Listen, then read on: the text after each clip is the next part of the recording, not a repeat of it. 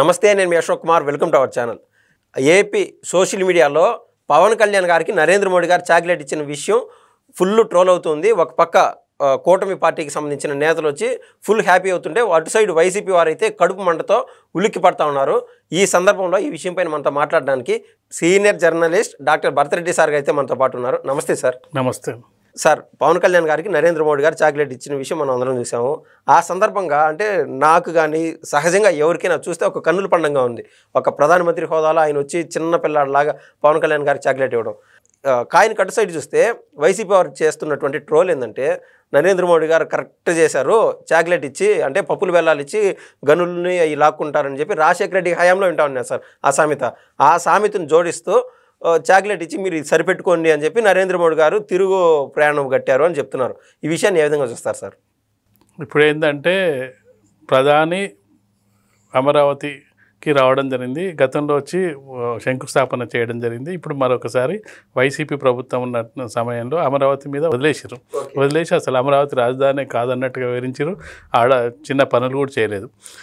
మనం అనుకున్నట్టుగా చంద్రబాబు నాయుడు గారు రాగానే అమరావతిపై దృష్టి పెట్టడం జరిగింది. దానికి కావాల్సిన నిధులు గతంలోనే 450 కోట్ల నిధులు తీసుకురావడం జరిగింది. అక్కడికి తీసుకొచ్చిన లక్ష్యం ఏంటంటే, అసలు రాజధాని నిర్మాణం అనేది కేంద్ర ప్రభుత్వ బాధ్యత. ఏదైనా కొత్త రాష్ట్రం ఏర్పడినప్పుడు వాళ్ళు బాధ్యత తీసుకొని రాజధాని నిర్మాణం చేపడుతుంటారు. ఆ మధ్యలో మొదటి 5 సంవత్సరాల కాలంలో చంద్రబాబు నాయుడు టైంలో అది గుర్తించడానికి సమయం పట్టింది. ఈలోపు గుర్తించి పనులు ప్రారంభించే నాటికి అధికారం కోల్పోవడం జరిగింది. తర్వాత వచ్చిన ప్రభుత్వం దాన్ని కంటిన్యూ చేయాల్సి ఉండే, దాన్ని ఎక్కడికక్కడ వదిలేయడం జరిగింది. అందుకే పునర్నిర్మాణ సభ అని పెట్టిండు. దానికి కారణం ఏంటంటే, అది ఆగిపోయిన దాన్ని మనం ఏదైనా అంటే మోడీ గారి పైన కూడా పూర్తి బాధ్యత పెట్టడానికి. అంటే మనం ఒకసారి అక్కడికి వెళ్ళి చెప్పడం కల్లంటే, అక్కడికి వచ్చి తీసుకొచ్చి పరిస్థితి నీదే బాధ్యత అంటే బాధ్యత తీసుకుంటాడు.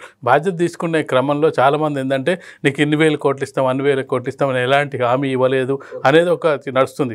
నీకు 1,000 కోట్లు ఎందుకు, నేను దగ్గరుండి పని చేపిస్తున్నాడు, ఎన్నైనా జేబులోకి వెళ్ళి ఇస్తాను అనేది అన్నప్పుడు, నేను 1,000 కోట్లు ఇచ్చేసి నువ్వు చేయించుకోవాలంటే నేను దగ్గరుండి చేయిస్తాను అన్న దానికి తగ్గట్టుగా ఏమేం కావాలనో ఎంత దానికి సంబంధించిన ప్రాజెక్టుకి సంబంధించిన డీటెయిల్స్ అన్ని చంద్రబాబు నాయుడు గారు పంపిస్తున్నారు. దానికి సంబంధించిన నిధులు తీసుకునే పనిలో ఉన్నారు. పనులు కూడా మరింత స్పీడ్ పెంచాలని చెప్పి ఆయన కూడా చెప్పడం జరిగింది. పెంచాలంటే స్పీడ్ పెంచడానికి డబ్బులు ఆయన ఇవ్వాలి.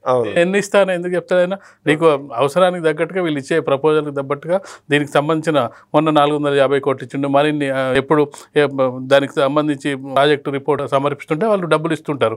అది అయితే వీళ్ళకేందంటే, నరేంద్ర మోడీ అంటే ఈ సభను చిన్నది చేసి చూపించాలి, ఈ సభలో ఏం సాధించలేదని చెప్పడానికి ఇది ఒక ఆయుధం.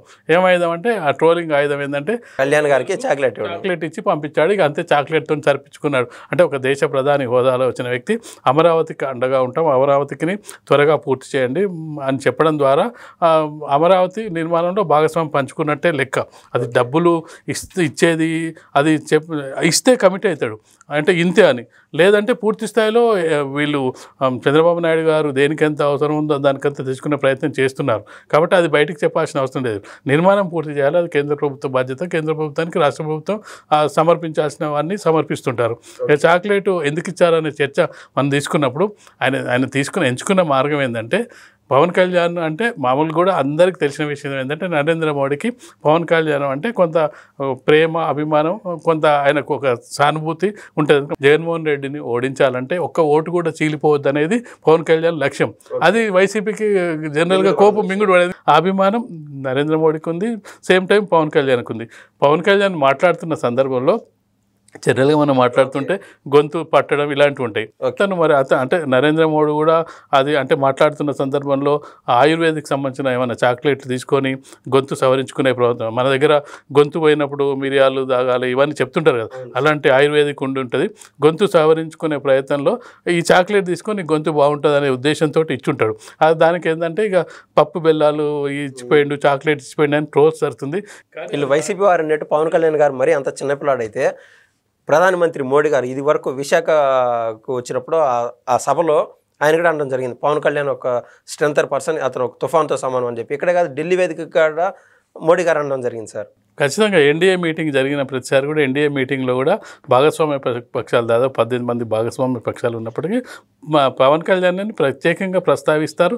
పవన్ కళ్యాణ్ స్టేజ్ మీదుగా ఉంటే ఒకవేళ చిరంజీవి ఉంటే మనం చూసినాం, మనం ప్రమాణ స్వీకారం రోజులో ఇద్దరిని కలిసి ఫోటోలు దిగిన సందర్భాన్ని కూర్చోవడం. అంటే పవన్ కళ్యాణ్కు నరేంద్ర మోడీ ఖచ్చితంగా ప్రత్యేక స్థానం ఇస్తారు. అందులో భాగంగా పిలిచి ఇప్పుడు మనకు అభిమానం ఉంటుంది, అభిమానంలోకి ఏదో పిలిచి అది దాన్ని చాక్లెట్గా చూడొద్దు, ఒక గిఫ్ట్గా చూడాలి. మనం ఎవరికైనా ఏదైనా పెట్టాలనుకుంటే దాన్ని వాల్యూనో లేకపోతే దానికి ఏందని చూడరు. ఒక ప్రధానమంత్రి హోదాలో అప్పట్లో ఒకసారి మనం చూసుకున్నట్టయితే రాజీవ్ గాంధీ ఇక్కడ హైదరాబాద్ వచ్చినప్పుడు తన చేతిలో ఉన్న పెన్ను ఒక అభిమానికి ఇస్తే అభిమాని ఓ పెద్ద సంతోషించాడనే వార్తలు కూడా విన్నాం. కాబట్టి ఒక ప్రధానమంత్రి మోడీ గారు ఉండడం కూడా ప్రతిపక్షాలైనా కూడా చాలా ఫ్రెండ్లీగా ఉంటారు కదా సార్. అంటే స్టేజ్ పైన మొన్న కేరళకు పోయినప్పుడు శశి తరూర్తో కూడా మన ఇద్దరం ఒక చోట కలిసామంటే తట్టుకోలేనటువంటి కడుపులు చాలా ఉన్నాయని చెప్పి ఓపెనెంట్ పార్టీ అయినటువంటి శశి తరూర్తో కూడా అన్నాడు. ఇదే సందర్భంలో బాబు గారి కుమారుడైనటువంటి నారా లోకేష్ గారితో కూడా ఇంటికి ఎన్నిసార్లు పిలిచాను, ఢిల్లీకి రమ్మంటే రాలేదని చాలా ఫ్రెండ్లీగా ఉంటాడు. అవును, అంటే పెద్దరికం చిన్నరికం కాకుండా అందరినీ గౌరవించే వ్యక్తిత్వాన్ని మనం చూడొచ్చు. ఏజ్లో కానీ లేదంటే పరిపాలన అనుభవంలో కానీ నారా లోకేష్కు మోడీకి చాలా వ్యత్యాసం. ఎందుకంటే అక్కడ 15 ఏళ్ళు ముఖ్యమంత్రిగా పనిచేయడం జరిగింది మోడీ, ఇక్కడ 10 ఏళ్ళు కంప్లీట్ చేసుకోవడం జరిగింది, ఇప్పుడు 3వ టర్మ్లోకి రావడం జరిగింది. ఇక్కడే కాదు, ఆ మధ్యకాలంలో జరిగిన ఒక మీటింగ్లో మహారాష్ట్రలో జరిగిన సమావేశంలో శరద్ పవార్ వస్తుంటే అతను కూర్చోవడానికి ఇబ్బంది పడితే లేచి కూర్చోబెట్టి వాటర్ అందించిన సందర్భాన్ని కూడా చూడ అంటే గౌరవానికి సూచకంగా చూడొచ్చు. ఇప్పుడు పవన్ కళ్యాణ్కి ఇచ్చింది అభిమానంతో ఇచ్చిన దాన్ని ఆ చాక్లెట్ను అంటే వీళ్ళు ట్రోల్ చేయడానికి కారణం ఏది అవకాశం లేక ఎక్కడ వీళ్ళు చాలా దగ్గర ఉన్నారు. అంటే ఇద్దరు వ్యక్తులు దగ్గర ఉన్నప్పుడు వాళ్ళ దగ్గర ఏదో చిచ్చు పెట్టాలని ప్రయత్నం మామూలుగా బయట వాళ్ళు చేసే క్రమంలో భాగంగా పవన్ కళ్యాణ్ ఏదో తోటి మాట్లాడియాలి. ఏమనంటే మీరు మాకు అంటే ఓన్లీ చాక్లెట్స్ తోటే సరిపుచ్చుకుంటూ అంటే అతను ఏదో చెప్పాలి, కామెంట్ చేస్తే ఆ కామెంట్ మీద మరింత రెచ్చిపోవాలి.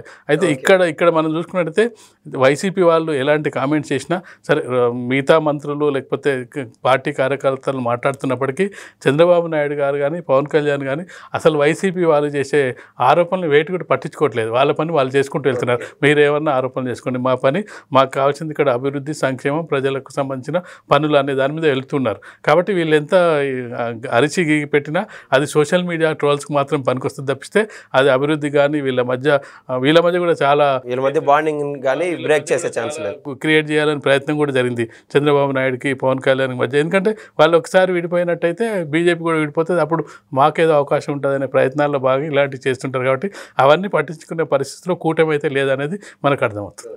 ధన్యవాదాలు సార్. Thank you.